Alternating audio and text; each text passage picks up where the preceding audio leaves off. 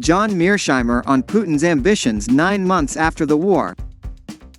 Back in February, days after Russia launched a war in Ukraine, I spoke with political scientist John Mearsheimer. A longtime observer of U.S. foreign policy and a skeptical eye, Mearsheimer argues that the West has pushed Russia into a corner by expanding NATO, making conflict with Ukraine much more likely. Largely blamed the West for Putin's aggression. Mearsheimer, a dedicated realist, had been working on a version of this argument for some time. When Putin annexed Crimea in 2014 and offered support to the separatists in eastern Ukraine, Mearsheimer said Europe and the US were largely to blame. In June of this year, months after our first conversation, Mearsheimer said in a speech against the backdrop of an increasingly atrocious war, the United States bears the primary responsibility for the crisis in Ukraine. Said, Mearsheimer and I recently spoke on the phone again. He has just returned from a trip to Hungary, where he met with Prime Minister Viktor Orban, an ally of Putin.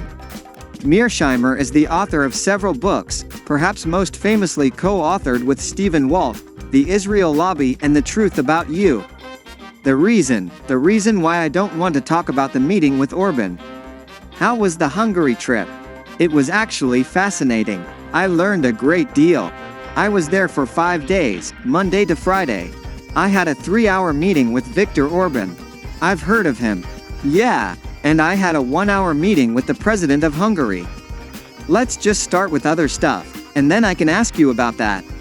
Since the last time we talked, what in your view has changed or stayed the same about the way you see the war in Ukraine?